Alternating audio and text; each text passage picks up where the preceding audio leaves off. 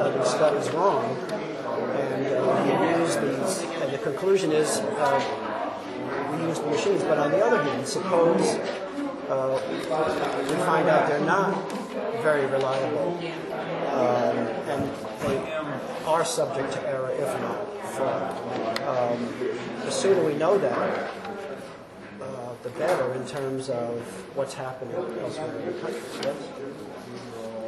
I mean, you would want to know that as soon as possible, because there's a lot of people that use these machines or other machines around the country, and you would want to know that. The sooner the better, so they can postpone primaries or take the steps necessary so that machines are not being used to count votes in November. The sooner we have, I mean, this is a great laboratory. We've got a great laboratory here. But I've already said that I'm not going to rush this. I want to do an accurate job. And we've already got 100,000 ballots that have been counted, and we're going to continue the way we continue. And the results will speak for itself. The result will speak for itself in the end. I don't know what the result is going to be, but every one of these ballots is being looked at and being counted, and that's how we do recounts in the state. Understood, but for the public who's interested in election integrity, that's who we're speaking for. It would have been possible, and it is possible now, to find a facility in the state where the recount can be accomplished, and that where it can be accomplished just effectively as well as more timely, so that the results can be made available to people who are relying on machines in other locations. Now, I understand the need to make sure it's accurate and to do it carefully. But that, it seems to me that can also be done. Recount can be carefully done in other facilities if this one's too small. But what this primary in turn results in delegates being decided to attend the national convention. We have plenty of time before that has to be known. Bill, I understand. I mean, if you're saying that you're trying to get me to rush this process, no. Well, that's everything not. you do not rush it. Well, I've already told you, I'm not going to rush it. If you want to be here and watch this, you have the right to do it. We've been doing it now for 4 days. We're going to do it the way we've been doing it. You missed my point, Bill. Respectfully. Okay, you just missed my point. What I'm saying is time is important. It's not about delegates. It's about the reliability of machines for counting votes. Votes are counted in secret when they're counted by machines. You can't see the count. You don't get to see a count until you do something like this. So why not do this first? But anyway, that's the issue. So we need the results in a timely fashion so that those results can be utilized by other states in upcoming primaries or in the general election. So it's a question of timeliness. Yes, it's got to be done carefully and accurately, and you've got a tremendous responsibility, no question. It doesn't serve the purpose. If we're looking to have, if election integrity is the purpose, it doesn't serve the purpose to have the results of this recount come out a month from now. It serves the purpose if we can get these results out soon. That's all we're saying. And if the room is too small, do it at all.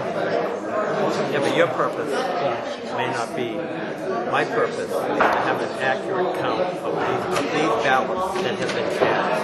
That's my purpose. That is our purpose. And your point about that it be timely, I accept it. But my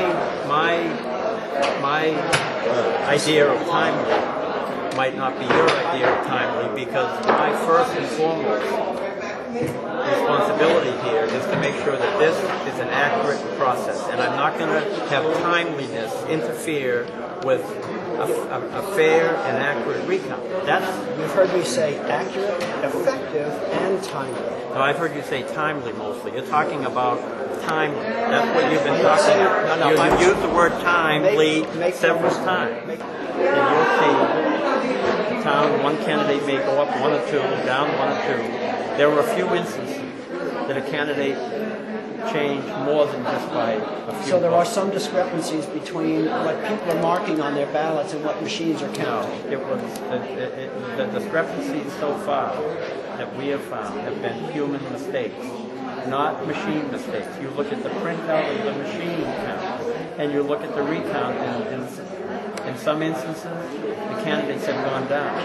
And we looked into that. Why would this have happened? Get the tape from the machine. We look at the tape from the machine, and what we found was that the machine matched what we found in the recount.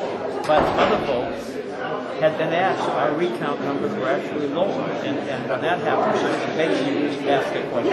So what did we find out? We looked at the records from the polling place, and we found in one ward in the city of Manchester, they took the write-ins for vice president, because when you vote in the New Hampshire presidential primary, you can vote for president and you can vote for vice president. Some of the candidates for president were written in for vice president. We found out, for instance, that Hillary Clinton had 68 write-ins for vice president in Ward 5 in Manchester. Barack Obama had 42. John Edwards had 40. Those write-ins somehow, by mistake, were added to the count of the machine. So when we looked at the paperwork and we saw what the machine, when we did the recount, Hillary Clinton was 68 votes above what was reported. I mean, she was above our recount. She was 68 below. She had Hillary Clinton with 68 more votes than what we found doing the recount. That's what I said. And when we did the recount, she was 68 votes lower. John Edwards was 40. Understood. Barack Obama was 42. We tried to figure out how could this have happened, and then we found that with the hash marks, because the machine, when a ballot goes into the machine and somebody fills in the oval for writing, it gets put in a separate bin, and those are supposed to be counted by hand. So when they counted those by hand for vice president, they then added those votes by mistake to the presidential vote. Understood. So there's three instances of that, but everything else so far has been. But that's a human error, and Well- those things happen. Can we explore that a minute? Is it a human error, or did the machine read it? It was always supposed to read the votes for president, but it read It did vice read- president votes. And It read the vote for president. It read the vote for president because the vote of the machine matched the vote in the recount. Gotcha. So what was the human error? I can show you What was the human error? The human error was there were 68 write-ins for Clinton for vice president. That number 68 got added to the machine number.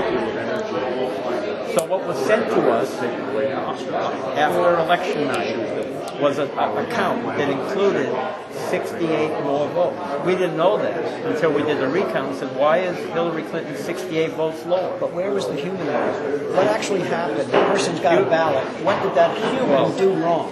Instead of saying Hillary Clinton got 68 votes for vice president, The person marking the ballot was only voting once. No. What did that person do? The person marking the ballot could have voted for Barack Obama for president and then voted for Hillary Clinton for vice president, because we have a separate column on the ballot for vice president.